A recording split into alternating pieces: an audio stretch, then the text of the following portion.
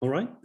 So thanks everyone for coming, connecting, and being interested in our colloquium today. So today we have a special guest. So today we dedicate the colloquium to probing the solid-liquid interfaces using X-ray scattering. As probably, so thanks everyone for 1 second. Coming, connecting, and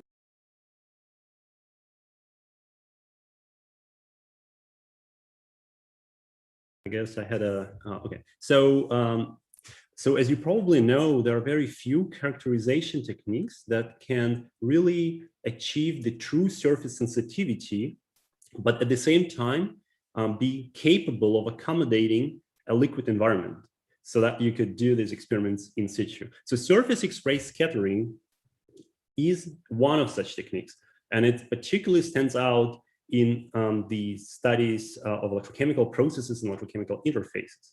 So our speaker today is Dr. Yvonne Grunder, and she's very well-known expert in surface X-ray scattering and diffraction. And she's been doing many experiments under in-situ electrochemical conditions. So she performed her PhD studies in physics at the ESRF, which is the European Synchrotron facilities in Grenoble in France.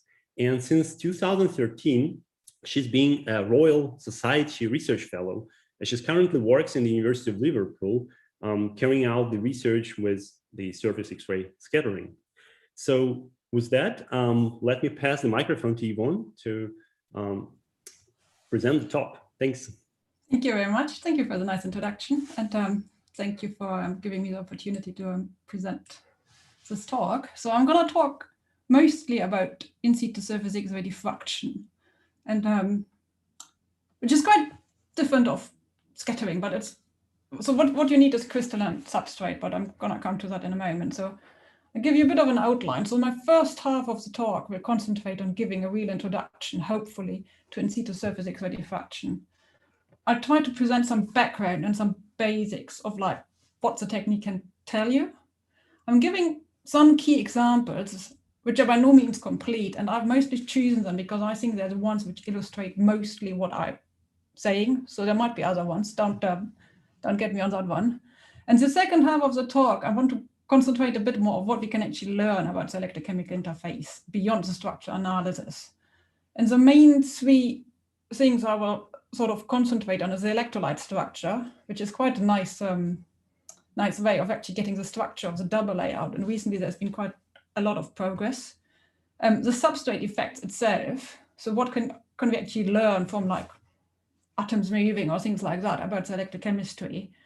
And the last bit, which is sort of like really fundamental, but it's about ad-layer and adsorbate structures. And it's quite an important bit in like current, I mean, because adsorbates have huge influences on electrocatalysis, on any phase formation, on stability and all that things. And I want to combine that a bit with some further recent developments, so like time resolved measurements. And one thing I'm quite keen on is also resonant diffraction, which actually means to combine spectroscopy and diffraction in a way that we can learn a bit more about the electrochemical interface just beyond the standard structural analysis. So we all know what an electrochemical interface looks like. We have some electrode, we have a potential applied, we have an electrolyte, which are ionic conductors. That's the interface. We have like charge transfer happening from the ion conductors over to electron transfer. And that sort of is what we sort of refer to as an electrochemical interface. And what we really need, and which is quite hard to get, well, I think we need it, it's the structural information, because we want to understand like processes of any sort of ad-layer formation, any sort of phase formation. We want to understand what the nature is. And I'm trying to give a bit of an outline about how we actually can learn that from just the structure itself. And we want to know if we have any sort of structural rearrangements, or if anything is going on. I mean, how that actually links back and how stable our interface is. And then there's two main in-situ structural methods. One is SDM, which is direct imaging. It looks at a hard surface, so it looks actually at the top of the surface. It's complementary to X-ray methods. So the X-ray methods have the disadvantage that they look in a reciprocal space. So every time you like look at that, you actually have you're not looking in real space. You have to do the conversion between real and reciprocal space. There's a big advantage that you actually, because X-rays can penetrate to the liquid and it can penetrate through atoms because it's sort of going deeper in, you can actually get subsurface information as well. And you can information about the liquid ordering as well, which you can't with SDM because, well, you can recently with AFM, but yeah, because ions actually move out of the way when you put your tip in the way. So good. Sorry, I need control. So what we need is, and I'll come to that later, why we need it, is actually we need really high intensity X-rays. So we need a synchrotron, and that's a synchrotron. And these are mostly because lab sources are not giving us high enough intensity to get the signal from our surface to through the electrolyte layer. So that's a typical synchrotron. There are several in the world. This one is the ESA F, pretty much in the 90s. It's totally changed now. But what it is actually, you have like a synchronous storage ring, and there's electrons or positrons going around. And anybody who has done a bit of A-level physics knows that the moment we bend a charge, it gives off a charged particle, it gives off light, or it gives out a like wave, sort of electromagnetic wave. And that's electromagnetic wave we are then using. We're using that wave, which we can, depending on the energy, we can get it specific wavelengths out. We want the wavelengths in the order of our distances we are probing. So we want the wavelengths of our light in the order of atomic distances. So that means we're going to use X-rays. We're then like normally having a monochromator to choose one specific wavelength so that we know sort of what our reciprocal space looks like, and because that defines where we're looking. We have and then we have like just an experimental setup where we put our cell on, and then we can use that to do our experiment. So that's a typical like beamline. If you can see my cursor, so the X-rays are coming that way. We have a detector here which can move around in sort of in real space. That means it can move around in reciprocal space, and it can then at different spaces in real or reciprocal space collect the intensity which is scattered from a sample which is sitting here. So yeah, that's our sample. That's one setup. There's more than one setup. And the idea is that our sample is sitting here. It's protected normally with a bit of inert gas on top of it so that we're not having any oxygen influence. The X-rays are hitting the sample, and we are collecting the diffracted intensity which is coming off the sample. So what we also need is, because we want to do in-situ X-rays, we can do ex-situ experiments, and we can look at our electrode once we've done something. It's not as exciting. What we really want to do is to have our sample in an electrolyte, be able to apply potential, and then do the structural characterization in situ under applied potential. We want to be able to change the potential and see the structural responses as well. And there's been several kinds of in situ X-ray cells, and most of them are based on two principles. I think there's some more which getting a bit more complicated, but so the main ones are either we have like a thin film. So we have an electrode in our cell, which is like, that's our working electrode, it's our crystal. It sits in a liquid. And to allow the X-rays to come through, we have some sort of polypropylene or mylar film on top, so some sort of thin plastic, which sort of compresses the electrolyte on top. And we're then left with a bit, some sort of micrometer probably of liquid on top of the surface, which is enough to keep the whole surface in a sort of potential control in electrolyte, but it's also which also allows then the X-rays to actually come and be diffracted off the surface and not absorbed too much by the liquid on top of it. We're having our electrode connections. We have a counter electrode, working electrode, reference electrode. We normally also have an electrolyte inlet outlet. The second cell which is used, so the sort of concept of use is actually to use what we call a hanging meniscus cell. So we have our electrode. We contact the whole thing from above with an electrolyte droplet. And just the surface tension can keep you can see it here nicely, can keep the droplet on top of the crystal. We have electrodes as well coming in and out, and we can then have the X-rays coming through the droplet and record the diffracted intensity. Both cells have advantages and disadvantages. So depending if you want like look at deposition, if you want mass transport, or if you actually want to be able to move your sample in a specific way, you might choose one or the other. So that's sort of the basic experimental setup. So the next thing is, what are we actually doing? So I'm talking about scattering and diffraction. And the simplest understanding is that we're in reciprocal space. So I try to give you a bit of an introduction about what it actually is and what it means. You won't need to understand it all in detail to follow the talk, but it's a bit of a, just a bit of a, like, getting the understanding of what it actually really is. So I always think about it, real space and reciprocal space as a Fourier transform of each other. So what reciprocal space really is the X-rays are scattered from our atom, and we can then look at what the intensity in reciprocal space looks like, which is described by the atomic scattering factor. And the atomic scattering factor depends on where we look in reciprocal space, which is our Q dependence. So the Q vector is like our position vector in reciprocal space. So it's X, Y, Z, which we have in real space converted to HKL, which is sort of where we are in reciprocal space. And it also depends on the energy of the incoming X-rays. And that is quite useful for us, we will see a bit later. So now if we have one atom, we have like the atomic scattering assigned to one atom. That's fine. So we have a scattering amplitude. If we have more than one atom, because we actually in reciprocal space, we have to sum up over all our atoms. And because we are sort of looking at the Fourier transform, we have the whole thing phase factor of like taking the distances of the atoms into account.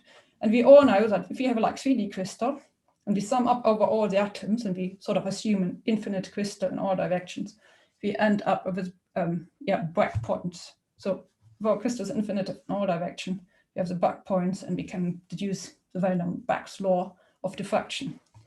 Now the difference now is, because we have an electrode surface, and I'm mostly concentrating on smooth surface, so we really have a well-defined surface, and we have well-defined local ordering in our atoms.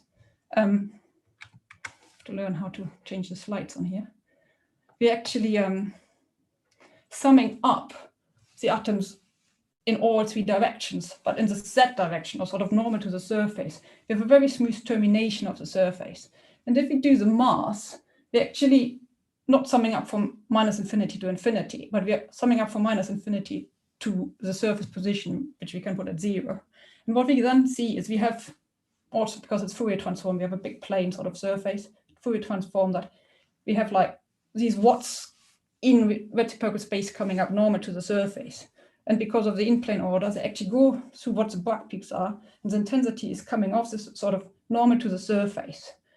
And the reason we have them is sort of like, if you think about it, because normally you don't have any intensity in between the back peaks because you have destructive interference of your X-rays, so you don't have any intensity. But because our surface half terminated, we actually have intensity here, because half the crystal is missing. And it's that intensity in between these back peaks, which is purely due to the presence of the surface, and which will give us information about the surface structure itself. So so that if you do the mass, or if you want to look it up, you can have the whole deduction. You get actually like some mathematical description of it, which you don't need to understand it. But the moment you want to model your intensity, you have to actually put that sort of model in and go through the mass to model your intensity. So that's how it looks like. That's our reciprocal space. So we have our back peaks. We've referred to our reciprocal space H direction, K direction, L direction, sort of along the high symmetry direction of our crystal.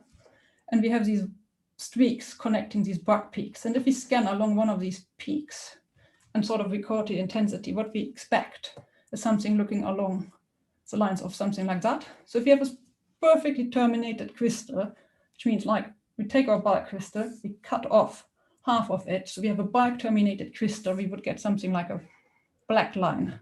And now you can see if you have like the layer slightly sort of inward or outward sort of relaxed. So if our atoms move and we don't have a perfectly terminated bulk surface anymore, but our top layers move outwards or inwards, we actually get a sort of change in the shape And that then gives us information. Yes, so we can get that information back. The other thing is if we have a rough surface, we actually get a decrease in the intensity of in between the back peaks, which is a really surface sensitive position. And what I'm sort of indicated here is the number of atomic layers we are sensitive to. So if you're wide in between the back peaks, which we call anti-back position, we sort of really only probing the surface layer. And then the further we go towards the back peaks, the more probing the first 2 layers, the first 3 layers, and have more contribution from the underlying layers. And yeah, by looking at that intensity, that's sort of where we get information out. And I want to just give you one example, which is sort of looking at the relaxation of a gold 111 surface in sulfuric acid, and also maybe give you a first idea about how we can link the structure then to the electrochemical environment.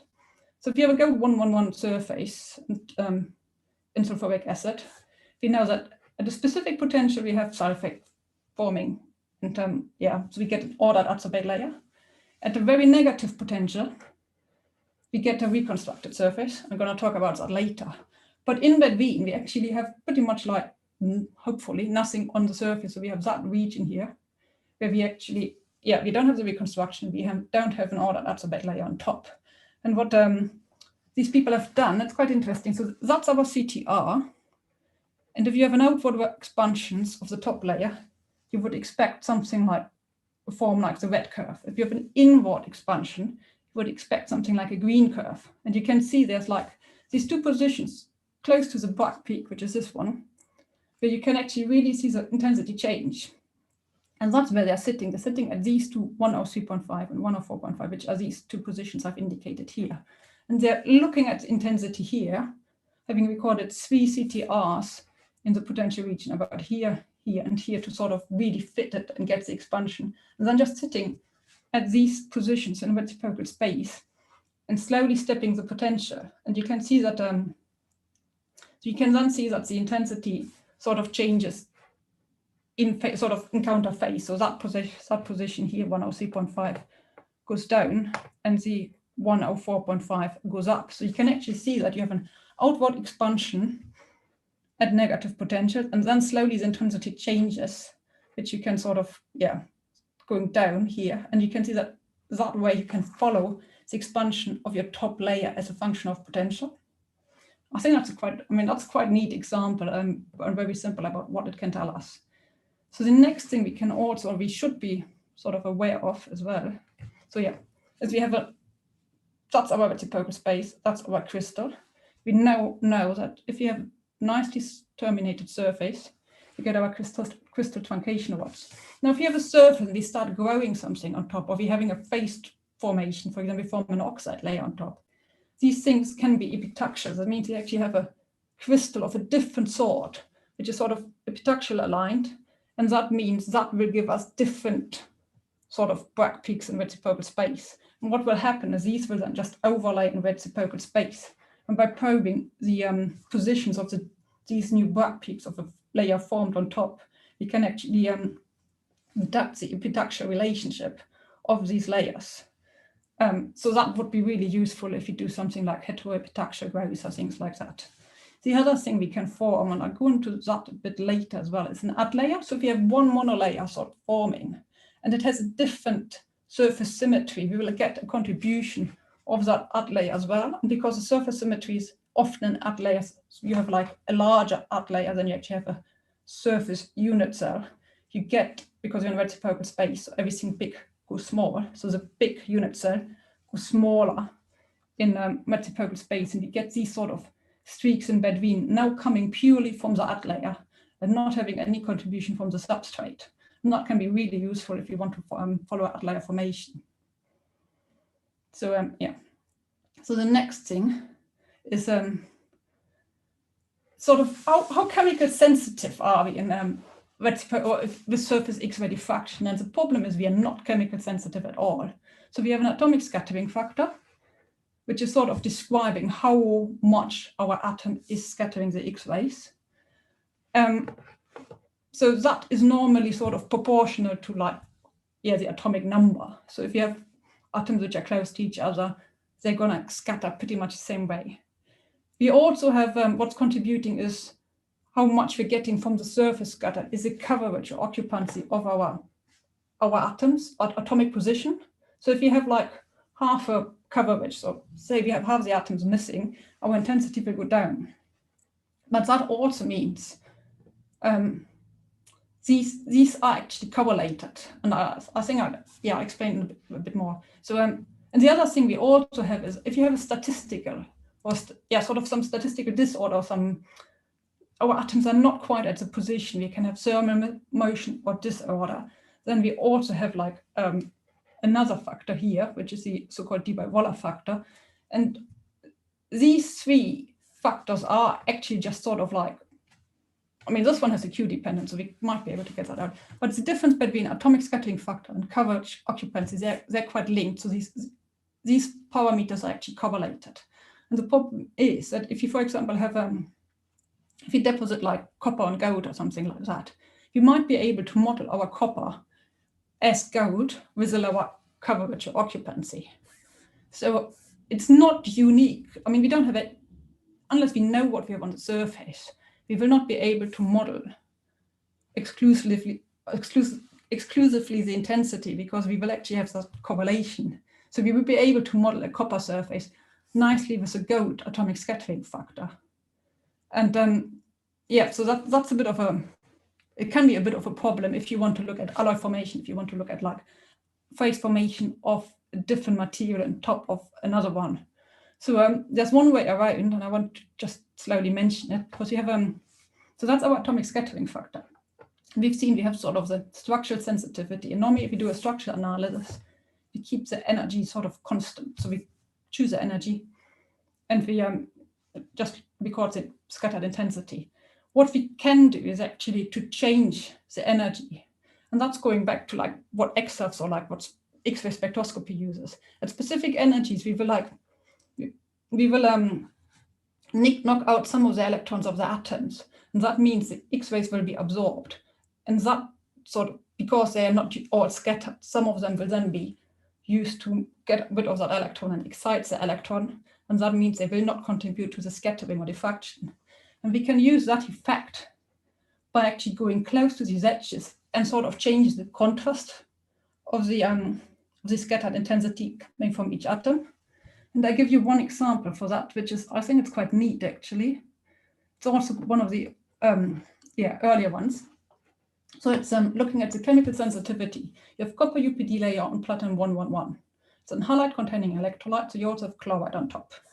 And what they found is that what you're forming, so these sort of gray circles, that's our platinum surface. And if you scan sort of negative and we have copper in solution, you can actually see some intensity coming up at that position, which is in between the black peaks, because you have different in plane order, and the intensity comes up, and we seem to be, there seems to be like a structure forming here, but we have copper in solution and we have chloride in solution. And the one question is, what is actually absorbing? Is it the copper just depositing, or is it the copper depositing with some chloride contributing? And so you can, first of all, you can see the two different CDRs measured, one at 0.36, which is the one where we form this art layer, and the other one is at 0.58, which is pretty much the bare platinum surface. And the thing they've then done is to record the intensity at the position where you only have the contribution from the art layer, and they've recorded at two different positions, so at two different energies. And I try to illustrate it here. So these are my energy-dependent terms of the atomic scattering factor. And you have the contribution from the platinum, which is a black line. You have the contribution from the chloride, which is a blue line. And you have the contribution from the copper, which is the red line, which is that one. And you can see that the platinum, the chloride, and that energy are quite smooth. But because we've chosen our energy around the copper K edge, where we actually excite the K electrons of the copper, we have a big dip in the energy around this in the scattered intensity around that edge. That means if we measure one of these, a superstructure, what we call them, which means just measures that's the intensity coming just off the art layer. If you measure one at that energy and one at that energy, and then do the whole calculation, we actually change the contrast of the copper, contributing to the intensity. And what we can see is that it's not, what has been deduced, because it's not just an offset, or it's not just like a scale factor which is in there. It has to be a mixed copper chloride layer. So sort of like tweaking the contrast between the copper and chloride by choosing these two energies has permitted to deduce the fact that it's not a pure copper layer, but it's a mixed copper chloride layer. And the whole thing could be modeled then with the copper and the chloride sitting in the sort of threefold hollow sites. So I think that's quite a neat example, and sort of like tells you how to overcome this problem of chemical sensitivity, and to really know what you might have on your surface, actually to combine it with the spectroscopy. So the other thing is, we have to be aware of, is like we're not only looking at the intensity scattered, but there's also, we've already seen that the termination of your surface gives us these surface sensitive streaks in reciprocal space. The other thing we have to be aware is like domain size effects, which means we're not only looking at the intensity scattered, but there's actually effects on the width of the peak. So we know we have a Fourier transform of the real space, which is a reciprocal space. And that gives us a scattering amplitude, which is a Fourier transform of the electron density. And if you want to know the sort of scattered intensity, we have to sum up all our atoms. And then we can calculate our scattered intensity. We come up with a structure factor in this case for unit cell. Now, if you have like a crystal of a different size, sort of like, say our crystal is not infinity. If it's infinity, we have like nice back peaks. We have pretty much Dirac delta functions. If we have specific dimensions, we do not sum up from minus infinity to infinity. We sum up from 0 to the size of our crystal.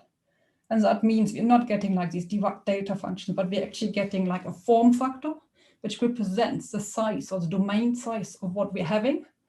So we're having our structure factor from the unit cell, which is sort of coming just that bit. That's our unit cell. That's how the intensity is distributed, which is then sort of overlaid with interference function, which is the sort of, domain sizes. Because, and I give you a bit of a, so that's what it's happening. We have like, that would be sort of our, so the red one on its own is just the intensity coming off one unit cell. So we're not getting any sharp peaks. We will only get the sharp peaks if we have an infinite crystal.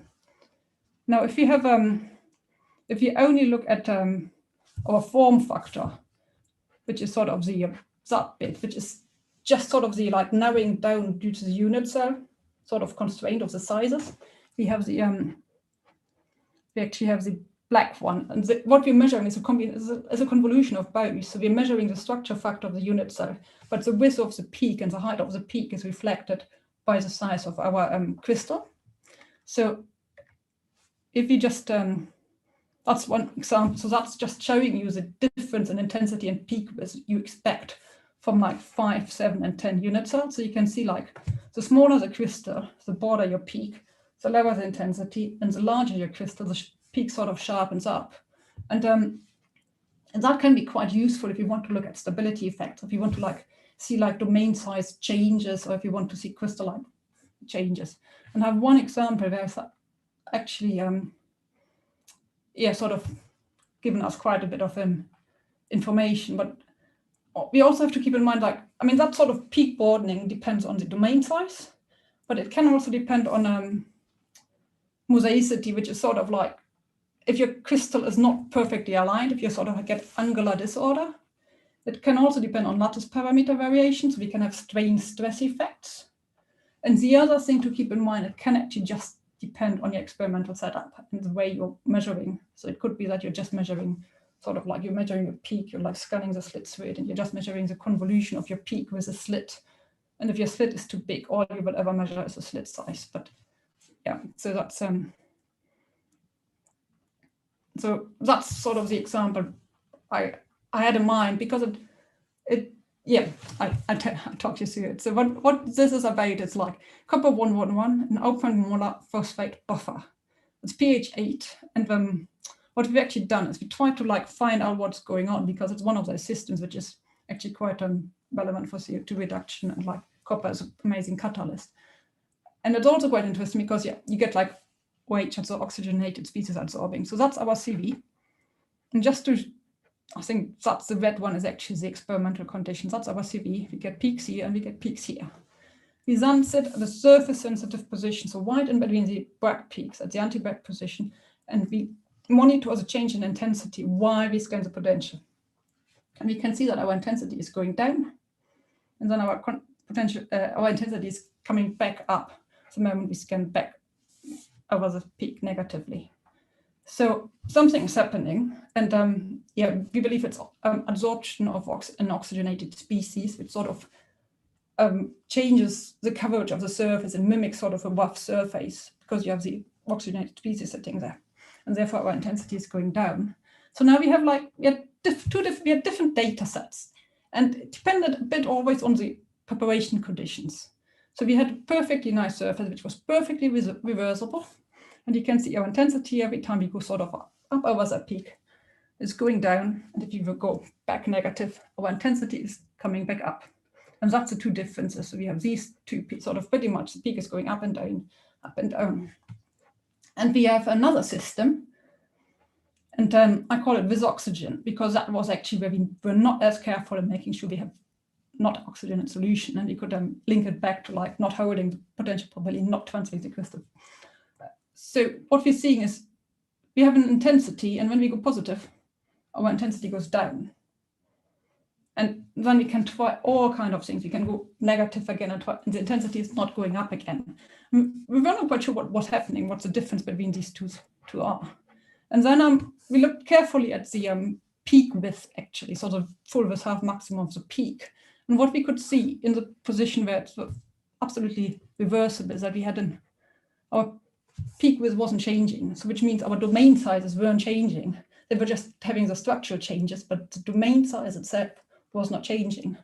Whereas in the system where we had oxygen in the system, we could actually say our full width half maximum was going up, and that means our domain size was decreasing, and that probably means we were roughening our crystal, and we couldn't get, that was absolutely not reversible, and we couldn't find out that yeah, in that case, yeah, we are pretty much having an unstable system because the domain size was just decreasing due to the oxygen in solution and probably adsorption at step edges and all kind of things. So even the structure changes look same because intensity is sort of behaving the same way. We need to also look at the peak width and like behavior of the peak shape to actually pick up these sort of changes. So just to give you a bit of a historical background, so since when are we actually able to do this? So I dug a bit around, and the first ever in-situ experiment was done by Fleischmann in 1983. And he did a combination of Raman spectroscopy and X-ray diffraction of the electrode solution interface. And the interesting thing is he didn't do it as synchrotron, he did it at a lab source, so collimated X-ray beam, copper K alpha radiation. And the other interesting thing is he did not do any sort of surface sensitive experiment because simply it was known then that that would be possible. So he did a pretty simple theta to theta scan, sort of looking sort of just pretty much by signal. And what he looked at is lead UPD, or lead deposition on silver electrode. And that's sort of what he found in the double layer region, sort of like without the lead absorbing. He then stepped the potential to form the lead UPD layer, and that's the difference he observed. And what he was really interested in, and I think that Raman is also giving that, is sort of like the water structure changes, which he sort of says it coming out of the X-rays, but it's not really. So, and the real interesting bit is because that was 1983, the first papers publishing actually the intensity sort of expected of a surface, and like what we now call crystal truncation, which is sort of surface sensitive measurements, were only published in 1985, 1986. So first of all, I think it's a really nice, I mean, it's a really keen experiment. It's actually quite a nice thing to do and to try it out. But first of all, I think the problem was it's a lab source, and you will never pick up anything which is sort of like coming from a monolayer of lead. And the second thing is like, because at the time, they didn't know that you could pick up a surface sensitive intensity. They were not really looking for it. So I then found the first, what I believe is the first in situ synchrotron experiment where they look at the surface sensitive structure. And surprisingly, that is also a lead monolayer on silver 111 this time in code 111, and was done in 1988, by Mike Toney, who will pop up several times again in my talk because he's one of the pioneers of the in situ X-ray diffraction. And what they looked at is they actually had a silver 111 crystal, they formed a lead UPD layer on top, and then they did really careful examination of the reciprocal space, finding peaks which are coming from the silver, peaks which are coming from the lead 111. So, and really for the first time recording surface sensitive structures in an in situ in an electrochemical cell. And what you can, that's sort of a schematic on the reciprocal space. So that's where our black peaks or black watts are coming up. And you can see that our lead peaks are sort of like slightly off and slightly rotated, which means our lead is actually, because it's sort of like smaller in reciprocal space, it's larger in the space, so our lead is slightly expanded with respect to the surface, and also because it's not right on the axis, it's actually sort of rotated off. So what you find is the lead layer was rotated by 4.4 degrees off the main crystallographic orientation of the silver 111. I think that was quite impressive actually for a first experiment. So so then from that on, that was sort of the start. Mike Toney and his lead on silver 111 UPD. And these UPD systems and layers, they were actually quite nice systems to start off because they give you they gave you real intensity changes, which were sort of, I wouldn't say easy to follow, but probably one of the easier systems to actually do. Then you had like in the 90s, it started really to, people started really to like employ in situ X-ray diffraction, mostly the group of Ben Ocko and Titzwell, Lucas and Markovich, Berkeley and Brookhaven, looking at gold surface reconstructions, UPD anions, platinum surface, and all these systems are systems which give you peaks which are off the sort of, they give you real intensity changes, and they give you superstructures which give you additional super sort of like intensity in between what the black peaks are. So that sort of, you can follow them. And it's only like sort of in the 2000, these were all like also gold platinum samples, because at the time experiments was probably like complicated enough, so they were easy to prepare relatively. And only in the 2000s we started to, people started looking at electrocatalytic reactions, corrosion, more reactive surfaces, and even alloy surfaces. So where are we now? So what has actually happened? So the first experiment was sort of in the 1980s, and that's sort of overlaid with the development of the synchrotron sources. So that's our first X-ray tube, and that's what Fleischmann tried to used to look at the lead UPD on silver. And we can see that like sort of, because we know, just getting off one surface of one monolayer, we need high intensity. We're not getting the same intensity we would get over like black peaks. They're orders of magnitude down. So we need high brilliance, high like photons coming and hitting our sample to be able to record that little diffraction peak. So since then, that's just the example of the ESRF, which recently had an upgrade, and I think the new EBS upgrade brings it up to somewhere here. So almost an order of 8 more in photon flux on your sample. And that combined with technical developments which have been also happening, which are, for example, the change of 1D detectors, which is just a point detector, to 2D detectors, which allow you to actually record a larger area in reciprocal space, which means you're able to record the background, you are able to record peak widths at the same time. These developments made it sort of since possible to record time dependence, to record weak signals, which means look at signals which are not just purely coming from your substrate and like metal layer on top. And so that's sort of the recent developments. So I think that's where we are at the moment. So we've had quite, and I'll give you a bit more of the recent development in the second half. I'm quite picky with the examples I'm using. So this presentation is by no means complete. And here's a list of really recent review articles, like more or less recent. And also that list is not complete, but it might give you a bit more of a idea if you want to look something up. And I think that's the first of my talk, so I'm happy to have questions.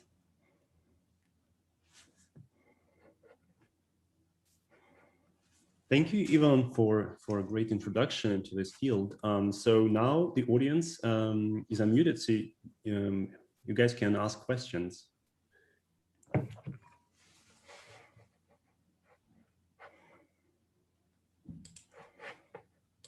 Get everybody off. No, I think, okay. Yeah, you should be able now, sorry.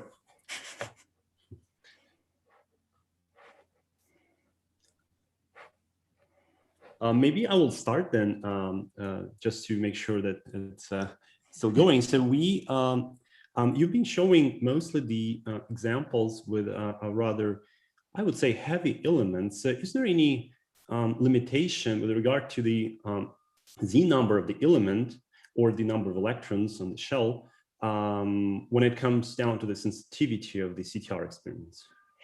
See, well, it's quite, yeah, that's quite interesting. So it depends what you're looking at. Mm-hmm. So the one thing is, because you actually, I think I'll touch a bit on that a bit later, but it's a contrast with between your substrate and what you're having on top. So if you and you have to keep in mind you have an electrolyte layer. So anything which comes close to the Z number of water, you'll struggle to see because of the contrast between the adsorbate and the water. Mm-hmm. And the other thing to keep in mind is actually that you're looking at the contrast, because you're sort of looking at the difference in electron density between the substrate and what you're having on top. So if you have lighter elements to detect, you might be better off having a lighter substrate as well. The problem then is statistics and noise, because it's a lower scale, or it's not as good as characterise. You might have to actually, to get this sort of intensity, you might have to count for longer. So I think that's the reason the early examples I'm showing, and if you go back to the literature, are all heavy elements. I mean, lead is an amazing scatterer, and that's the first one which was used because it just, I mean, compared lead to copper already, you get a pretty nice signal, yeah. Mm-hmm. So would you say that protonation is something that would be still possible under certain conditions to detect? Protonation of like? Of any surface, or an oxide, for example, or of platinum. In water? In any liquids, in general, I think you might be able. I'm not sure you might be able. I mean, yeah, you might be. It depends. I don't want to put my finger down on this. Okay. Anyone has any questions? Maybe I will ask, okay, another one. So you showed a crystal, which is of course not a unidirectional, whatever, not structurally isotropic. So you can go, of course, for example, for a cubic, you can go along 100 or 110. So how do you define really in which direction along the X, Y you should be measuring the diffraction pattern? And probably, I guess you usually measure it along several diffraction directions, right? Yeah, so I mean, the way you define it is what, or HK, it depends all how you define your unit cell. So you can use your surface unit cell, you can use your underlying byte unit cell. And you define pretty much for, if you just want to look at the CTRs, and specifically 111 or 1, you have different sensitivity to underlying layers as well, because it's also the surface in-plane symmetry which defines how much is contributing to which CTR. I mean, the good standard normally is to like record more than one CTR, which means symmetry non-equivalent CTRs, to actually make sure you have all the information. The good standard is to also record symmetry equivalent CTRs to know what your error is. And if you are looking for odd layers, I think, I mean, as far as I can see, you just go along high symmetry directions or where you would expect something. A lot of them are incommensurate, you might not find them. But I mean, for example, if you have like our one surface, you're normally going in sort of like along the 1 direction, the O1, so the H, Y, and you're going in the diagonal area because you're expecting hollow sites to be occupied.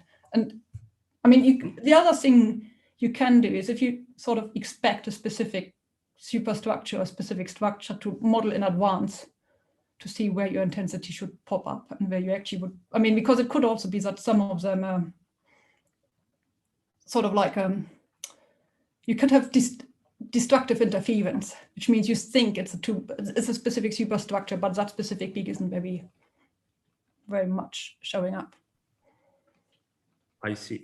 And in general, so imagine that we have a pretty large molecule. So in some cases, we may have molecules comprising 10 or 15 even atoms adsorbing at the surface. So is there anything that you would like to comment on that? So in those types of experiments, how far CTR can be really extended? Because you show that the high sensitivity you get is in the anti-Bragg positions with one atom. But let's suppose you work with some type of SAM. There's one problem. I mean, you'd be able to see that if your experiment is stable. So, I mean, you could model those things. The problem is if you have something adsorbed with heavily on one atom and it's sort of like loose here, you won't get much top order in sort of from what's dangling around here. The other problem with SAMs normally is that they're not heavy scatterers.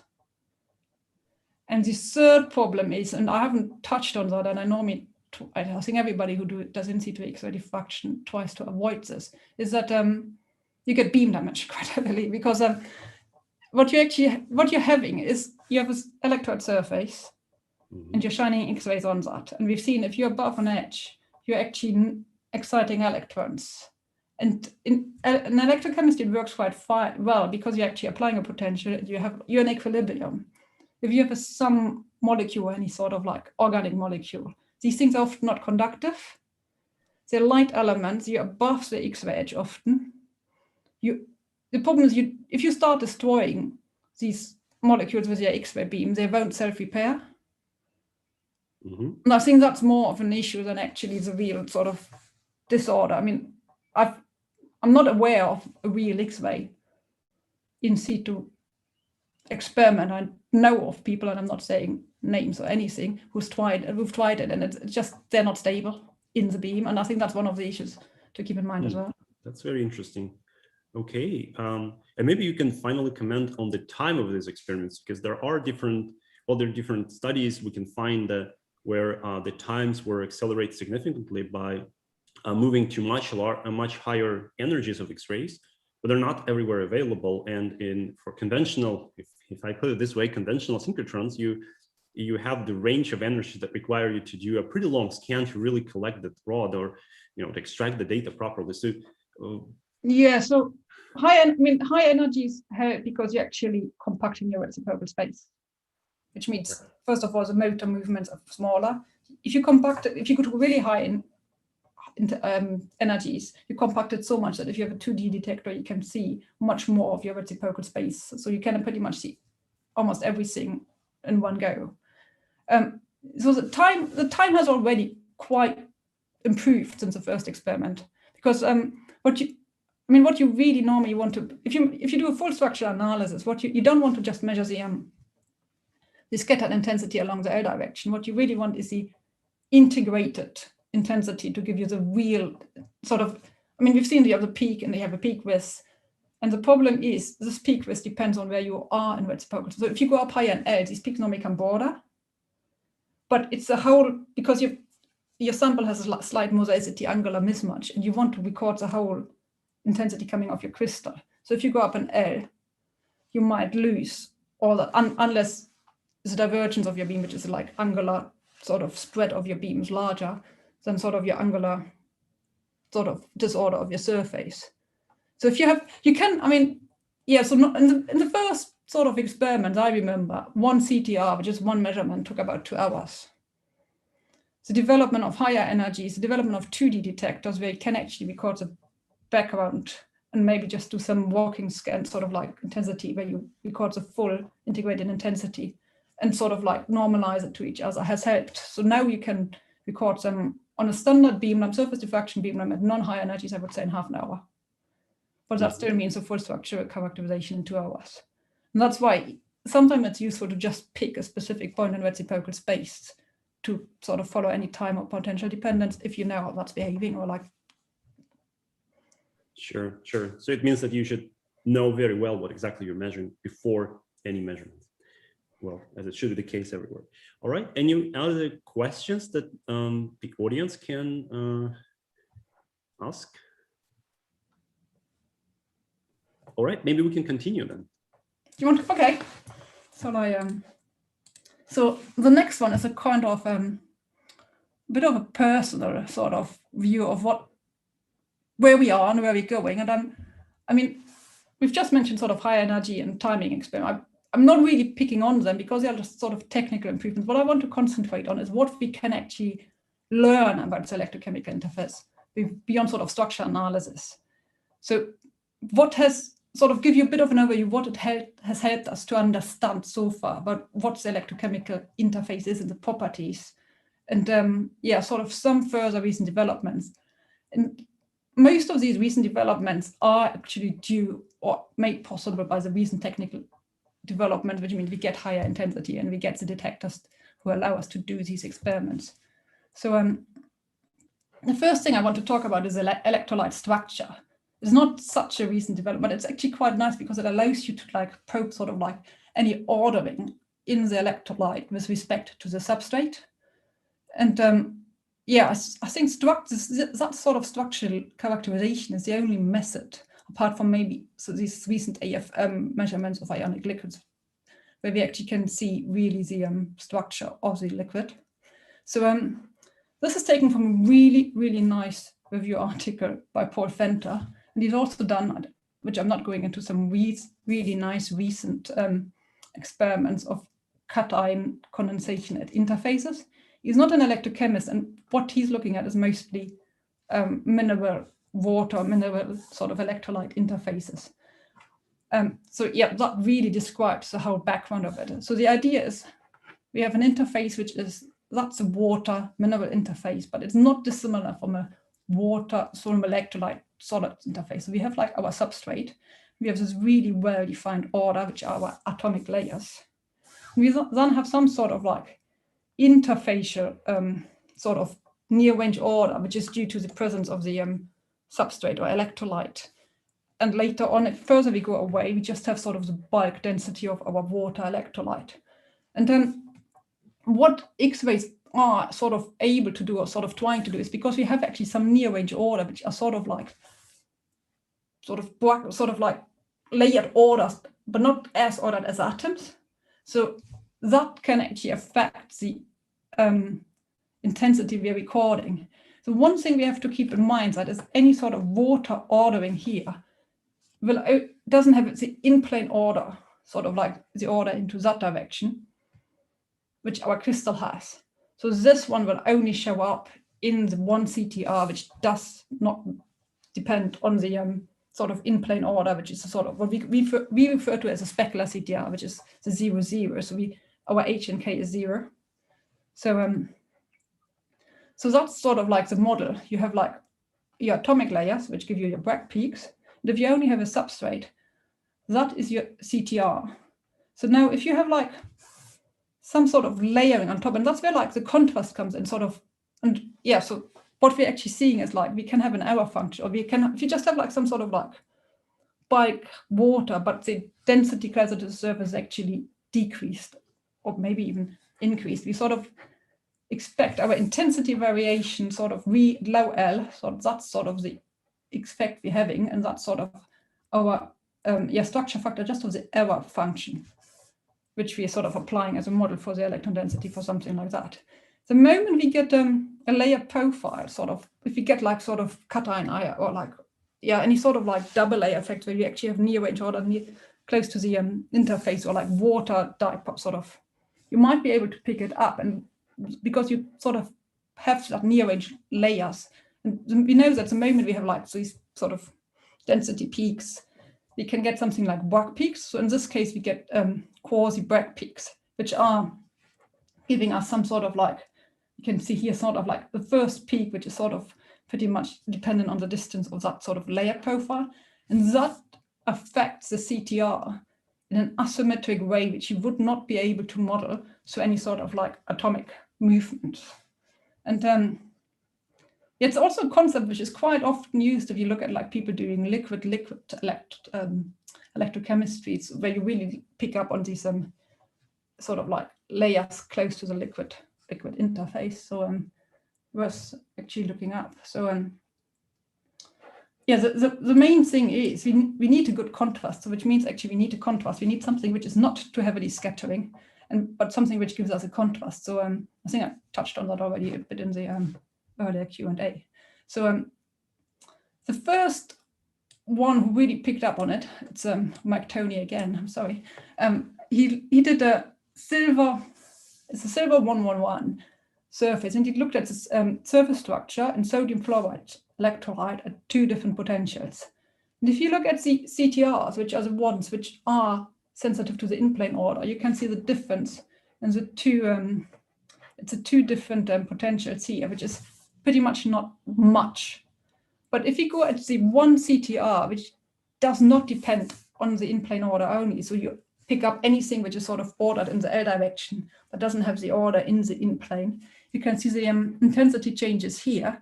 And if you just model sort of the CTR, that CTR, with what you can see here, so you take the result of that and put it onto the 0, 0, you can see that that is not matching the intensity. That would be sort of the dashed line. So that means we have some contribution from the electrolyte or from the water layer above, which is contributing to that scattering there. And what he applied, sort of applied to is if sort of like forming an ice-like water layer, sort of flipping, sort of you have the water layering, sort of pretty much to what was shown in the previous picture, where you have the sort of water layers forming. And the moment you go from a positive to a negative charge surface, they sort of flip around. I actually hope you can see my video, because otherwise I think half my explanations are getting lost. So yeah, so that's one of, I mean, that was done in 1994, which is already quite impressive, thinking about just intensity coming out of your synchrotron and trying to pick up something like that. So that's been followed on by like, yeah, silver 111 again. And there's a reason it's silver 111, because it's actually a bit lighter than like platinum or gold. So it gives you a bit more contrast when it comes to these sort of questions. So that one is done in KOH, 0.1 molar KOH. And it's the same effect. You have a substrate only contribution. It's a 2 different potentials, -1 and -0.2.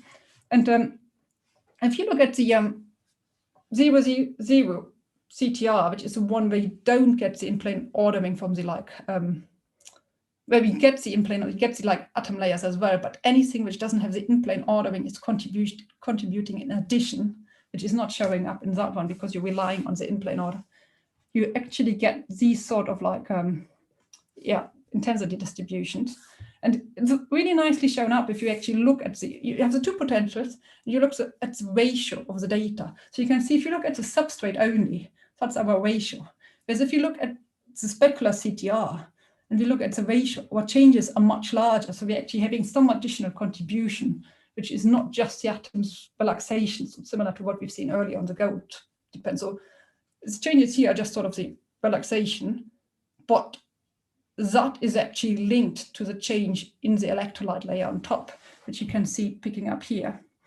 And then what's been explained with is like at negative potentials, we have nothing on the surface. We have sort of like probably just a cation layer, and that's sort of stabilized by the potential applied.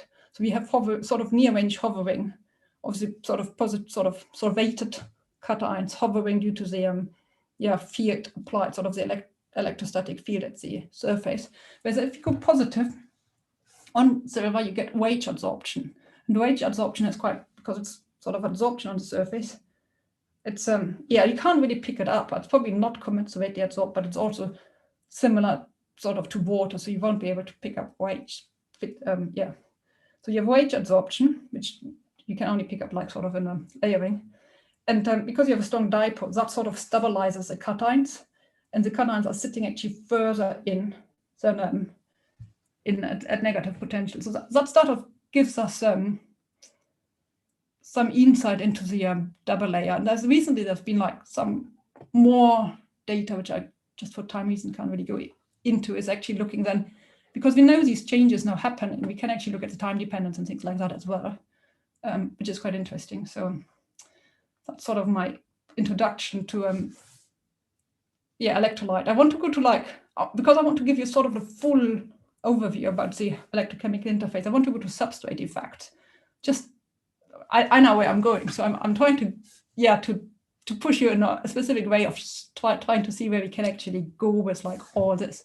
So what I want to go and explain now is sort of we're going back to our gold 111 surface, which we've looked at earlier, and we're now going not in that region where we have like nothing on the surface or like where you just see that sort of relaxation. We're actually going into the reconstruction region.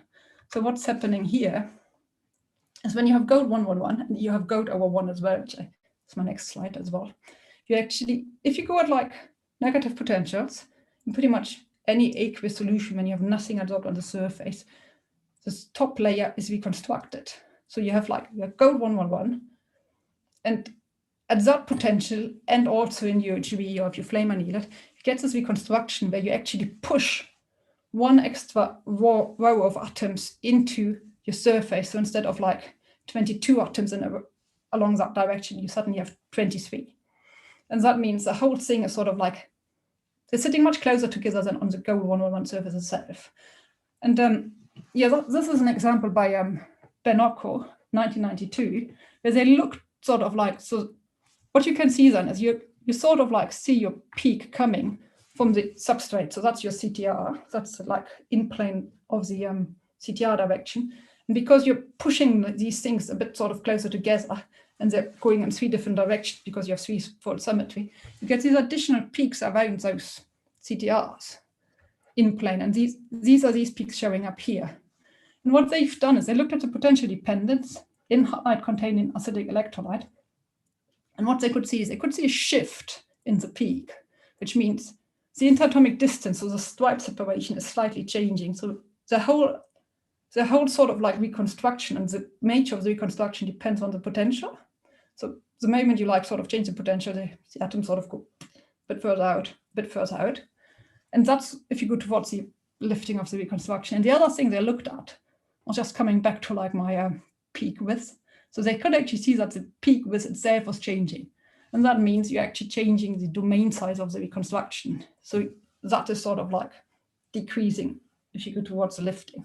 And they've done it in different, and that's just the first sort of outline of adsorbate influence. They've done it in different anion-containing electrolytes, and they could actually see that the lifting of the reconstruction, if you go positive, you start absorbing the anions, depends on the nature of the anion, and they could link it then later, or in that paper actually, this is together with impedance to the charge on the surface. So it's sort of one of the arguments that it might be the charge on the surface which is lifting the reconstruction.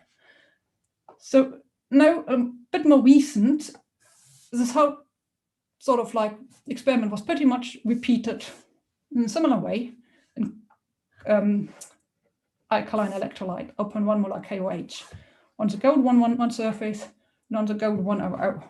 So the amazing thing is not only the gold 111, which is reconstructing, forming this hexagonal layer, it's also the gold 100 surface, which is it's a sort of like square lattice, but the moment you reconstruct it at negative potentials or flame anneal it, you form this like hexagonal layer on top, and you have these peaks showing up because due to the different in-plane symmetry.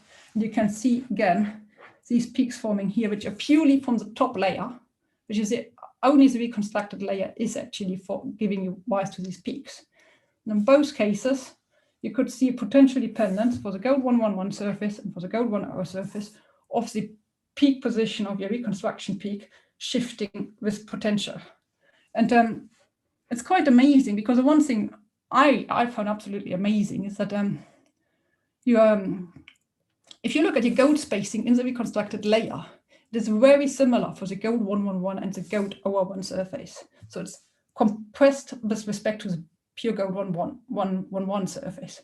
But what we could also then see is that actually you sort of like, that's our gold, that's the interatomic distance of the gold. And X-rays are very precise on that because you really like, and what's the focal space sort of like, you could actually see that the whole sort of reconstruction layer, if you go more positive, sort of compresses. The gold 111, you can actually see it sort of like once it's compressed, you can actually see it going outwards again. So gold ore one, you can't see it as easily because you start to lift it due to the adsorption of OH into the 4 photolicides, which are stronger sort of like adsorption sites than the 111 C photolicides. So so one thing then sort of might be possible is when you have these compressed layers, and they've been seen by like add layers as well on like 111 surfaces, like anion add layers, you can get this potential induced compression sort of change of the structure. And it's always been assumed to be like sort of like electrocompressibility. And the idea was to actually see if you can like assume a 2D free electron gas model, sort of like just that the whole compression is due to like the charge of the ion itself, of the free electron on the atom of the gold. Now, that would be our model. KT is just a change of the surface area of this potential. So we measure that because that's coming out straight out of our data. So if we take our data, we have measured KT, that means we would be able to sort of link it back to the charge on the surface. So gold has that sort of electronic configuration. And to the electrocompressibility, it's only the free charge which is contributing, which would be like the S1 electron. So there's only like one electron pretty much contributing. And that means, if that would be 0, we would just pretty much have, that gives you the charge sort of like going in and out. And but that means from that sort of putting these equal, we can actually deduce the charge on the like top atomic gold layer, assuming we have a like 2D free electron gas model.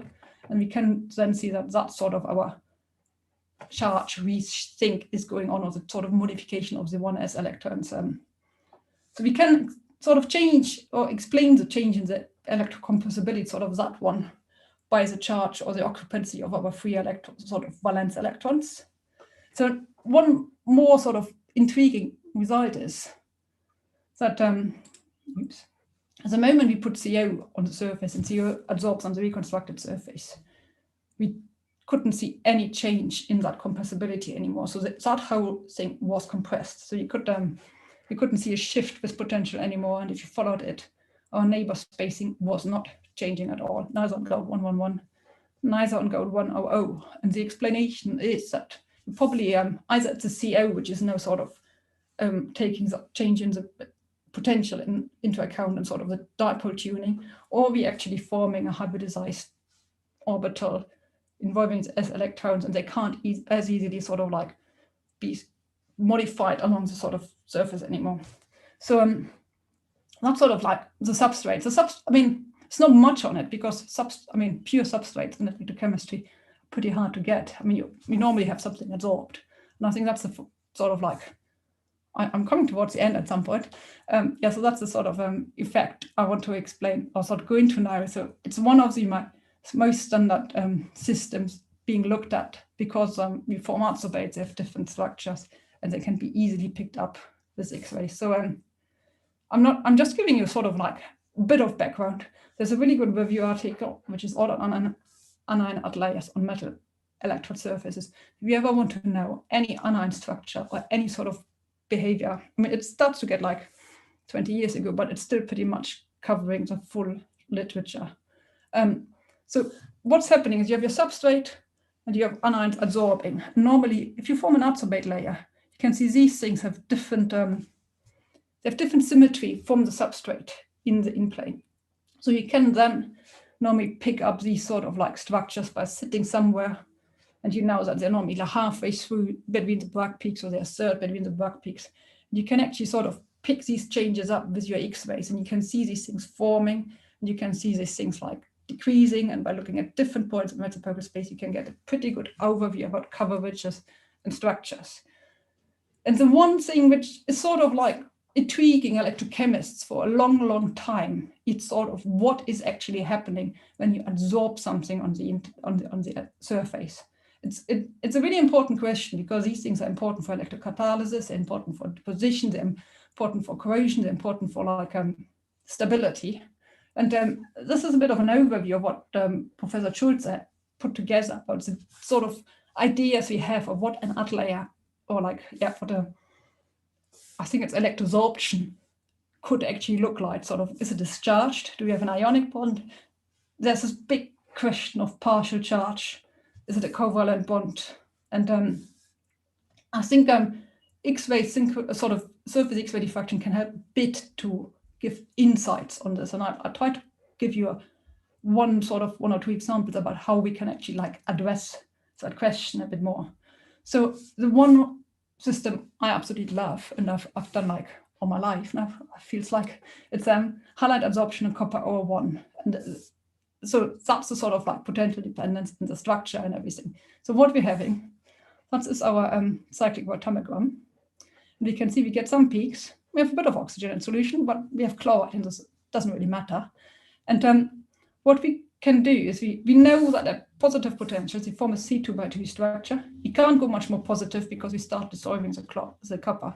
We have a C2x2 structure, and we know that we have one specific position because we have a slightly different surface symmetry than our copper ore1. We have one position where we're really sensitive to that superstructure, and that's our 1O position. And we can see the change of that intensity with potential. So we can see that at positive potentials, we have full intensity, and then the further we go negative, at some point, that intensity goes down. And that is purely because the coverage of the C2x2 is going down with potential. So that tells us something about the adsorbate structure. And we can also look at the surface sensitive position, which is the CTR, which is in between the back peaks, and that's really sensitive to the top layers of our electrode. And what we can see there is, keeping in mind that our chloride on copper has a coverage of 0.5. So it looks like a rough surface, which means the moment we absorb chloride, the intensity on that position will go down because it sort of mimics a rough surface. And we can then see if we go negative, our surface is going up, our intensity is going up. But the interesting bit is that it doesn't saturate. That means even at negative potential, we probably have chloride on the surface because we have no saturation. We know that this peak, because our intensity of the C2x2 totally vanishes, is the end of the ordering, but we still have in that region chloride on the surface. So we could sort of develop a really good sort of idea about what potential dependence is. The next thing we then sort of think is like, and now we come to some absolutely, I think, stunning results. So try to keep everybody motivated. So we try to look at the we did a full structural analysis. So we got all the CTRs and do structure refinement. And there's one really intriguing bit in all of this, and that is that actually we could find that if you look at the superstructure, sort of like coming from the C2x2, we don't only have one monolayer, we have something else contributing. We have a second monolayer contributing because we could see some sort of L dependence. And we could, well, that can be modeled with like a subsurface buckling. So sort of like we absorb something on the surface, and it's the second layer in the electrode, which still has the same symmetry as what is on top of the surface. So, which is already quite stunning, because that means we absorb something on the surface, and it's not just sitting there and sort of like being screened by the metal electrode, but it's below the sort of like first atomic layers. You still can sort of see the changes in the structure. So it's influencing that. And the other amazing thing is something similar had been seen in UHV. So we remove the electrolyte, you just absorb the chloride, you have the same structure, but instead of the atom moving away from the chloride, as it does in electrochemistry, it actually moves sort of like towards the chloride in UHV. And so that's a sort of standard then to find sort of ideas about what's going on with respect to adsorption. We look at the bond length. In UHV, we have 2.4 angstrom. In electrochemistry, which is the bond length between the chloride and the first atomic layer, we have 2.6 angstrom. And if you look at like covalent typical bonds and ionic typical bonds, we can actually see sort of like make a link saying UHV looks like a covalent bond, electrochemistry looks like an ionic bond. And that's a sort of like indirect idea we always get about like this adsorption. So got people involved, DFT, and they could reproduce a whole effect from the UHV to the electrochemistry.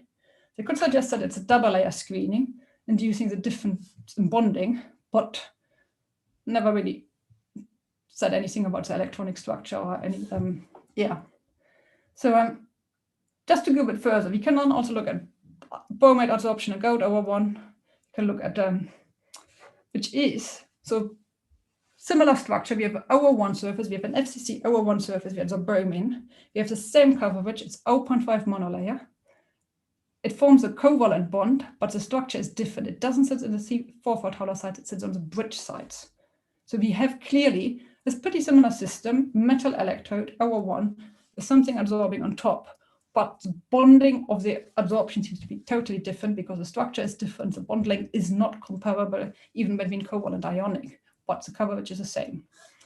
You can go then a bit further and you can actually take that whole system, put copper in solution and like form like an under-potential deposited layer of copper, which is just one monolayer of copper in between the bromine and the gold. And you can then see that you sort of reproduce what the chloride and copper is showing. So you have a copper layer, you have a bromide layer, and you get that buckling as it was observed on copper in gold. And now the interesting bit is, so we're going just from like gold to one monolayer of copper, and we're changing the whole interaction of the halide with the substrate. So yeah, which is quite interesting. So so far, and that's sort of like what the structural analysis always allows you is like indirect insights into the chemical properties through bond lengths. It's not really giving you any spectroscopic information. We can't do anything which is like pumping the electronic properties. We can't do XPS because we want to do it in situ. We've seen that we go to UH, we change everything, we change the structure, we change the interaction. So that's sort of like motivating sort of a bit of my outlook now. Sort of, can we actually get some sort of like spectroscopic, or can we get any bit more information? So the idea is, we've seen before that if we scan the energy, we get some sort of absorption sort of spectroscopy of like knocking out the electrons, which is pretty close to what's used in like X-ray spectroscopy. And if we can use that to understand a bit better about sort of like the chemical interaction of our sort of atoms with the, or just sort of the charge states or something like that, that would be quite amazing. So that's our idea. We have an atomic scattering factor, and so far we keep our energy constant unless we need some chemical contrast, and we look at reciprocal space. Now the idea we have sort of is that we could actually keep our Q vector constant. We change the energy, and what we're then looking at is sort of like these sort of spectroscopic curves, and where they occur and how they occur and what they really look like depends, because what we're doing is at that energy we're knocking out an electron of our atom, and how they actually look depends on the electronic environment of that atom. So that's what is used in Zanes, for example. So you can sort of get oxidation numbers out and all kind of things. So if you can actually use that now in diffraction, and we need the diffraction condition to select specific atoms because we have a full layer of electrolyte on top. So if you just do simple Zanes, for example, bromine on copper in solution, do a full Zanes or XF experiment on the bromine edge, you will get the response of all the bromine. If we just do it on the copper edge, we will get the response of all the copper. So the idea is to actually do it on a surface sensitive position, keeping the Q vector constant, and we know that we only get the response of what is adsorbed on the surface because of the diffraction condition. So this has been the first sort of like first people trying to do this was Eudo Yu and Andreas Menzel. And they looked at the polarization dependence of the resonant anomalous surfaces. They looked at CO adsorption on platinum 111. They got really nice results. So they looked at the anti-back position on our specular CTR, so the platinum edge, and they looked with and without CO adsorbed, and they looked in the two different polarizations, which means you have your X-rays coming out, and they have the E vector sort of like polarized, which is a specific property of the synchrotron radiation. And because it's that E vector interacting with your electrons and sort of like knocking the electrons out, by changing sort of the surface normal with respect to the E vector, you should actually be sensitive to the different sort of orbitals aligned either as a surface normal or on the surface plane. And they could see the differences for CO in the different polarizations. You can see the differences here, and they can also see the difference the moment they adsorb CO and they absorb, they don't have CO on top of it. Now the problem is the interpretation of the data. So what they've done is there's it's pretty, you have to go back to spectroscopic data analysis, like really looking at Zane's data. And the problem is, so it does not take into account the diffraction condition. So they could model the data, and you can see the model data here, which is sort of reproducing what the data looks like. So you have to keep in mind now that that one is a specular CTR, so it's just sort of no in-plane contributions. So 0, 0, 1.5 is just really looking at the distribution norm to the surface. That's their cluster, and what they could calculate is a 0, 0, 0 position, which is probably a good approximation. But even in the papers, I say that the computation is limited to forward scattering cross select sections, and what's really needed is a proper development of the whole approach of actually being able to model through a DFT approach, probably the different contribution of each atoms, refining the atomic scattering factor and trying to actually then calculate the diffracted sort of like intensity through each energy scan. So I'll go through this like, yeah, so that's where we sort of picked up. So we've done the same experiment with the bromine on copper OR1, bromine on gold OR1. We've done the two different polarizations, and you can see the changes with the polarization. You can also see the changes in between the bromine on copper and the bromine on gold. So the next bit is that's a bit sort of like more where we actually need the sort of theory, because we then thought, okay, we know our diffraction condition, so we can sit. This is our like reciprocal space. That's our copper CTR, and these ones are the superstructures due to the chloride on top and the second layer, which is sort of the bucket layer, and that's where the intensity is sort of coming from. We know these are the only atoms contributing. We then were quite sort of like bold and decided to just do an energy scan through the copper edge on that one specific position. And what we could actually surprisingly find is that we could see a signal coming up at that position at the copper edge, which sort of already confirms that we must have a copper contributing somehow to that position. So that buckling is probably not a bad indication. And the first sort of idea we had is like, well, you have a charge on the atom and then your edge shifts. So if you have a positively charged atom, your electrons are stronger bond, so your edge probably shifts to higher energies.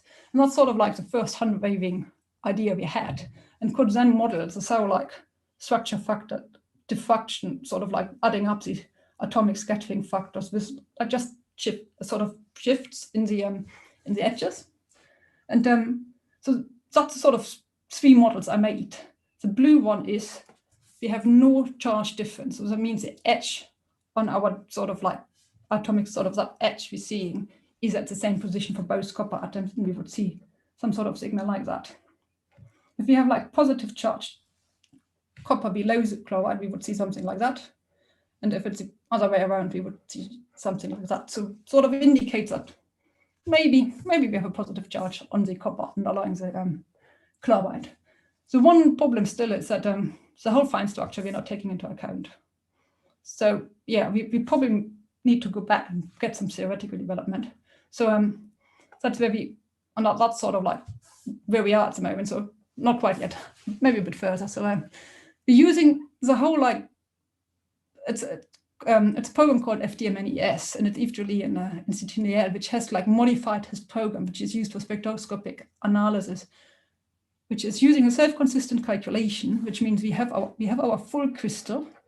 We have bromine on top, we sort of like surface, and we're choosing a cluster, and we can refine the electronic density in there, but the rest of the crystal is actually present. So we're not having a pure cluster approach. And he's modified the whole system to allow to calculate the surface diffraction as well. So that's sort of the first approach, because the limitation was before we can only look at sort of spectroscopic absorption, sort of, but now we can actually look at specific points in reciprocal space, adding up the atomic contributions and seeing the changes we are seeing. And yeah, it's actually quite promising. We can reproduce our data at the different positions. So 1.0, that's our superstructure, just now getting a bit better in the fine structure as well. It's a different sort of like positions. And yes, it's quite promising, and it looks like we might get somewhere. So just to like last little bit. So the other thing which has been come about recently is actually time resolved, because we have higher intensities, we can actually follow now at like, we don't have to count for ages anymore. So we can follow kinetics, which I'm not really going into, but what you can really pretty much do is step your potential. You look at the changes you observe in the intensity, and you can get this sort of time constants of structural changes. And the other one is we can follow growth modes, which is also quite amazing. And I'll give you a bit of that because it links back to the anion adsorption. So if you grow something, like if you have homoreductive growth on our surface, the one thing we're doing is we're changing the surface morphology. So depending on how we grow something on top of our surface, the morphology of our surface changes. So we have, going back to like surface physics, you have 3 different growth modes, which is step flow growth, which means we're actually just growing along the step edges. And that means the roughness of our surface stays pretty much the same all the way through, just that our step edges sort of flow along. And that means our morphology of the surface is not changing. And that means the roughness of the surface is not changing. So if you look at a surface sensitive position, our intensity pretty much stays the same. The other one, which is a quite beautiful one, is actually a layer by layer growth, which means we start sort of depositing. And what's happened is every deposit we're forming, we're first filling up one monolayer, and then sort of before the next monolayer sort of starts again. The one monolayer is full, then the next one starts again. It goes from like 0 coverage to 1, and then the next monolayer starts again.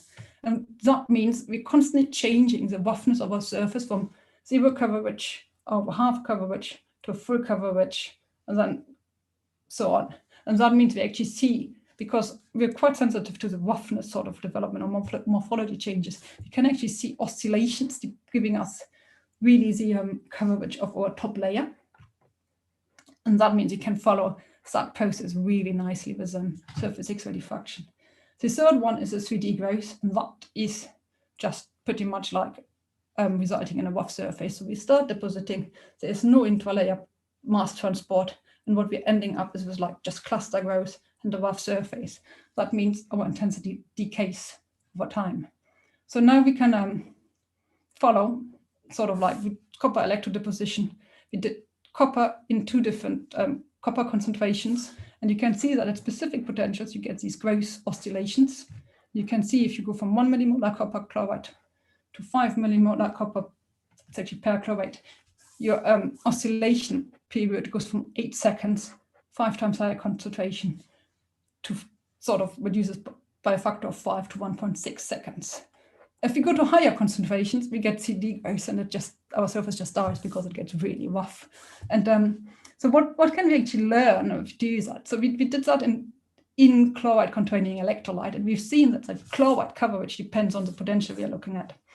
So what I'm showing here is the 2 different intensities during the copper growth, which is one on the anti-back position, which is the surface sort of like sensitive position. And overlaid is the intensity in red, which is the chloride ordering. And you can see that if you had negative potentials, you actually get really nice growth oscillations. And the more you go towards positive potentials, you actually get sort of decay in the intensity. And that's a really weird effect, because normally you, if you do electrodeposition, you expect to get a rougher surface, the higher your over potential. So you sort of like it's pretty much 0 sort of the onset of the deposition. So that's sort of low over potentials. And that's high over potentials. You would actually expect the surface to be like really smooth. And then because you have higher driving force by a higher over potential, to get a rougher surface further on. And that's sort of inversed in this case.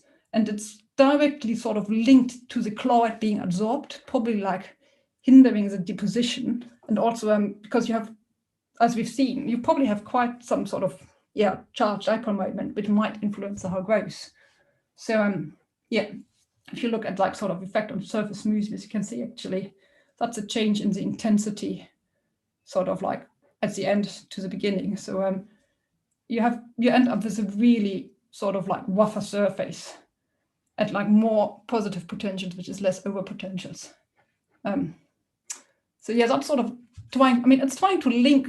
So what I'm trying to do is it's trying to link sort of like, that's my conclusions already, surface X-ray diffraction to like get a complete overview of the electrochemical interface, seeing the electrolyte structure, seeing the charge transfer, maybe getting the time resolved measurements, and trying to develop a complete picture of what is actually going on from a structural point of view, which is not possible with sort of other techniques. And the amazing thing is, like, in the beginning, it was a purely structure tool, like probing electrochemical properties, sort of like structure and just seeing what's going on and then using bond lengths to look back at possible interactions. But we now can actually, you can follow potential-induced changes, you can follow stability and reversibility of processes, morphology changes, time dependence, and also, chemical information is actually accessible. Also, you have to be very careful about the conditions the diffraction condition you're having on.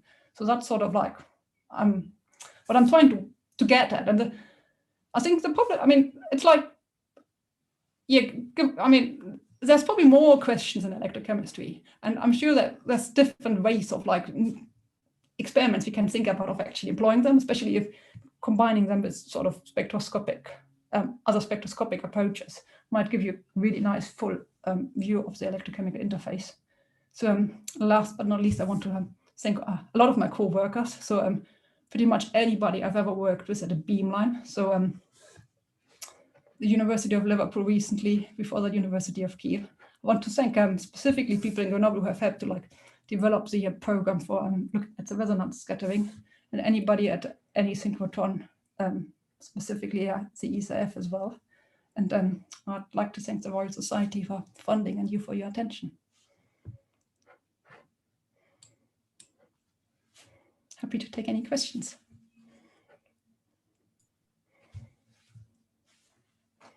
Right, we're ready for the questions.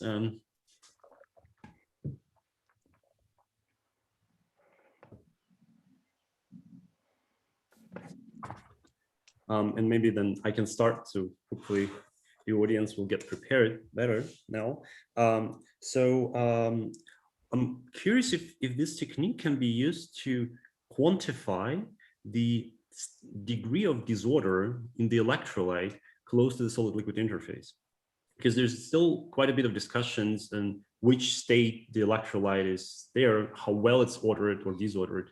Yeah, I mean, it depends what you mean. I mean, if it's an order normal to the surface, you can use that. Exactly. Well, at least, yeah.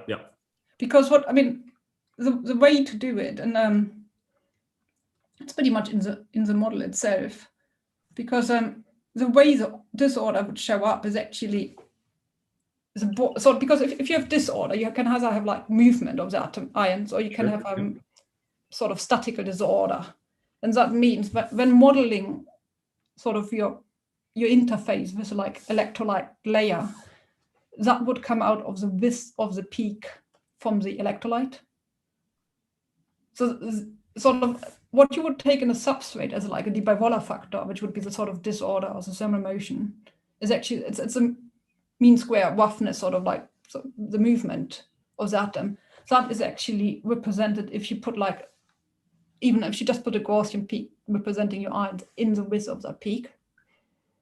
So I don't know how sort of like quantified you can get it out of one, but you will be able to compare different conditions by actually comparing the width. So you can see basically the temperature dependence then of that signal with a relatively good or relatively small error bar in temperature. Yeah, because I mean, especially if it's like if it's a temperature change, you would probably just look at the ratio of the different sort of, and you would really get out the difference in that one. Yeah. Okay. Also, you showed on one slide the copper chlorine system where you showed the electrochemical measurements and the CTR dependence of the intensity. Yeah, here. So I'm just, in general, I'm curious. So when I look at this graph, I see the electrochemical response, which is largely, well, at least here in the, from maybe negative 0.6 volt upward, it's showing you as some sort of a capacitive and adsorptive behavior, right? So there is some charge transfer related to that and nothing else. So, but at the same time, the CTR doesn't show you, or is there any way basically that the CTR can show you how much charge was actually transferred? And can you really relate it to the electrochemistry? Because so far it seems to be a little bit confusing if the electrochemistry, which is by itself very sensitive to the charge transfer because you're measuring it directly, really correlates, potential-wise at least, well with the CTR dependent. You can't get the charge directly out because, right. I mean, you would have to like, the only way it picks up is the atomic scattering factor, which would be modified depending on how much charge you have on an atom. The one thing you can see is because you have the sort of capacitance change here, which sort of broadly indicates from, that's our like superstructure, a full, I mean, that's a change of a fully adsorbed anion layer to a sort of like non-fully adsorbed anion. So you have the order, but you have lower coverages. And that's where probably you get the capacitance of the like anions not on top in there contributing, and that's why you have the capacitance change. I mean, the way to do it, and I think like several people like Benoko and Jacek Lipowski have done it, is actually to sort of do real sort of charge transfer, really link it to the electrochemical data, do impedance, or do actually like sort of absorption transients to get an idea of the charge. But the X-rays, I mean, that's a problem. The X-rays itself do not have any sort of chemical sensitivity. So, exactly, but this is why I was wondering about this in terms of the Z-spacing in the first place, because Z-spacing can be somewhat related, maybe through modeling still, but related to the amount of charge that is transferred, at least for simple. Yeah, I mean, that's what we're trying. I mean, that's what like the resonance scattering sort of diffraction was about. I mean, that's what we're trying to get out. Right. I mean, it's quite an interesting question, but also the. I think there's a recent paper also by Elizabeth Santos of actually like, and it's also a real question about the like partial charge transfer. And in the end, I think that's more my personal view. Again, it's like electrochemists might see it a bit too simple because you can't really say where your charge is sitting. So you get hybridization effects, and it's quite hard to actually confine a charge to an atom. And having started this modeling to actually assign a specific electron density to a specific atom is quite a. I mean, I had the simple idea of like having a charged copper atom which shifts and I think that's a bit of a simplified picture of like the electrochemical interface and charge distribution. And already, I mean, there's some paper sort of recently like some modeling by Kathleen Schwartz as well, like trying to actually sort of link the capacitance changes to the charge transfer and the distance observed. And I think you have to be really careful because one thing you don't know in electrochemistry is where your charges are sitting. You're always making the sort of assumption, for example, if you're chloride on top, where is your surface charge sitting? Is it actually sitting in the first layer, or what sort of seems to be like hinted at by the data? I'm sort of showing that is it actually sitting below? So it's sort of trying to find out where your image charge is.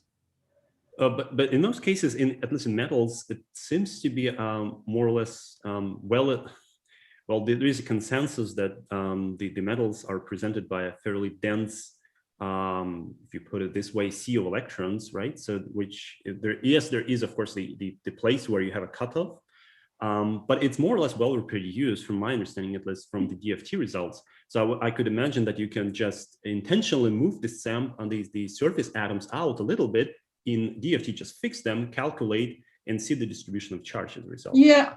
So I mean, I think the problem, I sort of agree and I don't agree. So because you always have the gallium model, and the problem is when you absorb something, you also start to have hybridization. And the other thing is the potential itself. If you come from surface science, you have this electron overlap, and I think that's what the gold reconstruction also is showing. That's sort of like what's I think come out a bit is like also the relaxation sort of response to the potential. You see these responses and you can link them back to the charges, but that means it's at least the first atomic layer who shows a sort of charge response. And I think then you come up to the question, where do you actually find the sort of like surface of your gallium model? And I mean, even if it's like, I mean, your capacitance changes a lot, even if you changes by half an atom sort of distance. And I think and yours, I mean, because you have d electrons and you have s electrons, so it's I think it's quite hard to say, and I mean, maybe we'll never know. I mean, it's one of these questions. Right. I mean, I fully agree. We just I'm curious about your opinion, because it's CTR seems to be one of the very few techniques that really can provide those spacings from the real experiments. You get the spacings out and you get the charges out, but to actually see the difference in the scattering factor by half an electron or an electron, I don't think it's possible. I think your error is too big, and also you're not up to that, yeah. Okay, we have a few questions from the chat. First is, how do you, I mean, the question was about the mass transfer flow, that you have during the flow in the system. So is there anything that you want to say that, that, for example, you have to keep that flow during the measurements? I can imagine that when you do some type of HR or similar electrocatalytic reaction, that you have to fight somehow with the mass transfer that at the same time can disturb a bit the experiment. Yeah, if it's mass transfer through the electrolyte, you're not picking it up because you're looking at the substrate. The one thing you have to be careful is when you do these experiments, what your cell setup is. So if you have a thin layer cell, you might restrict your experimental conditions. So if you have like anything like electrolysis going on, or even electrodeposition going on, you have to make sure you're having enough sort of electrolyte to actually allow for that mass transfer, and especially if, I mean, yeah, to be under real conditions. And if you want to like look at time dependences effect by like that, exactly that, I mean, which you can, because you have like mass transfer, which sort of defines your kinetics and your structural changes. Again, you have to make sure your experimental conditions reflect what you're actually trying to see. I don't know if that's answering the question. Yeah, I guess it's just the questions from the audience. So another question actually asks about the electrochemical polymerization experiment. So I guess it's probably related to a regular X-ray diffraction, but maybe I will reformulate it a bit to adjust it to sort of the surface diffraction experiment. So so far you've shown experiments with single crystals of metals mostly. But let's suppose we have a single crystal of some organic material, maybe even a polymer, if there are such that could be prepared properly. So do people really study those? I've never really seen many studies. You can study the out layers. And the problem, again, because the problem is you're looking at electron density contrast. So these things are often not very heavy, so you might actually struggle with contrast. And again, if they're not ordered and you just absorb them, even it doesn't even have to be a single crystal. There's some or even you can use a liquid one. You can do just a reflectivity measurement, and you get the sort of order normal to the surface out. So you can sort of like follow the sort of absorption and this reflectivity measurements. But again, I would also like, if that person is really interested, to actually look at like possibly neutron scattering, because you might get better contrast just because of the Or would you say that neutron type of CTR is something that is feasible, just because neutrons are just too they penetrate too deeply, so you can't really get as much of an interfacial? Yeah, it depends what you're having. You can, I mean, you could go through the people are doing. I mean, people have done it. The one restriction also you have is that like your sample needs to be pretty large, because the footprint of neutron is much larger than a surface. I mean, you can adjust it by actually the substrate making it small and coming from a different way or something, sort of like not going to the liquid but coming through the substrate or something. So I would actually look at what's been done there too, because I think that might be more suitable. I mean, you can do it with X-rays, but your contrast might be a bit low. Okay. Are there any other questions from the audience?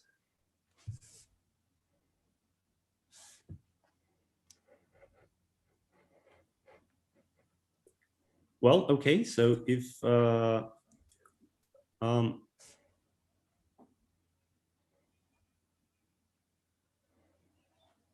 okay, so one question that comes in the chat is about the solid-solid interfaces. I guess it can also be somewhat related to the field of solid-state batteries too, and not only solid-state batteries, solid-state electrochemistry. When you have those interfaces, can you really get some interesting information from what's happening there? Yes, you can. I mean, pretty much the same way. And it's also it might be even easier because if it's solid, and it depends what you have. If it's two crystalline materials, you might be able to follow that. And right. So it's very similar to the Cobra approach that people used in. Yeah, and I mean, the only thing is that what the solids are. If they're strongly absorbing the X-rays, you might struggle because you need to get to the interface with your X-rays. But other than that, it's pretty much the same approach. Yeah. So yeah, fine, feasible.